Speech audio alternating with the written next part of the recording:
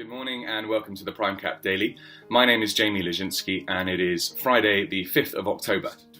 So, for the week, sterling has rallied. It's very nice to see that after some relatively lukewarm sentiment coming out over the past 7 days, the pound finds itself at the moment on the interbank market at 1.133, so 113 plus against the euro.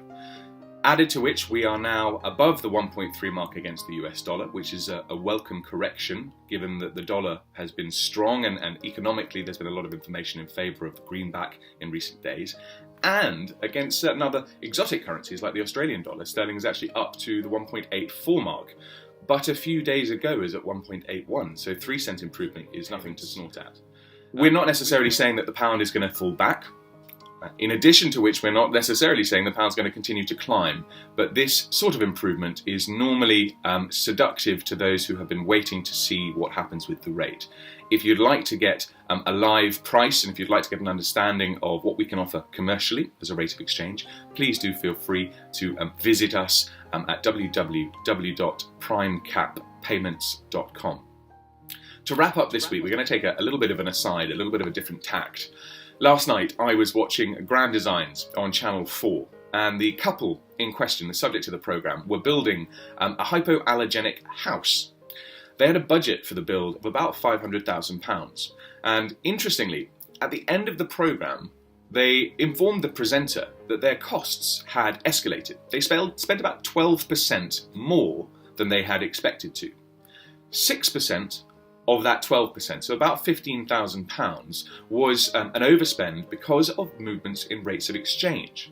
So the couple in question informed Kevin Mcleod that because of Brexit, because of the drop in the value of sterling, they paid, or they had to pay, about £15,000 more for all of those things that they'd imported from outside of the UK.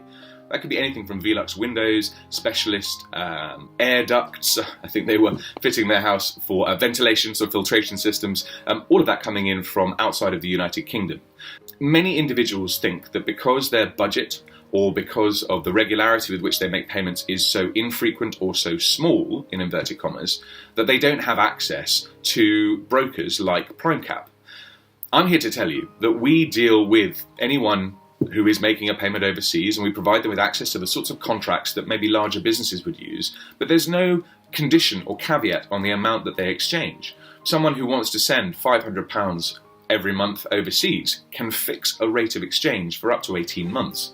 So the couple in question in Grand Designs could have fixed the rate of exchange they use their entire build. And we see this quite often with property developers. They know that they've got a set amount of currency that they want to spend on the build, so they fix the sterling equivalent using a contract called a forward contract, something that we can explain and elaborate the uses of quite simply. We'd invite you to get in touch if you fall into that category. So if you're planning a grand design, or if you're an individual who wants to fix a rate of exchange for a prolonged period, we'd be delighted to speak with you. Have a lovely weekend, and we will see you on Monday.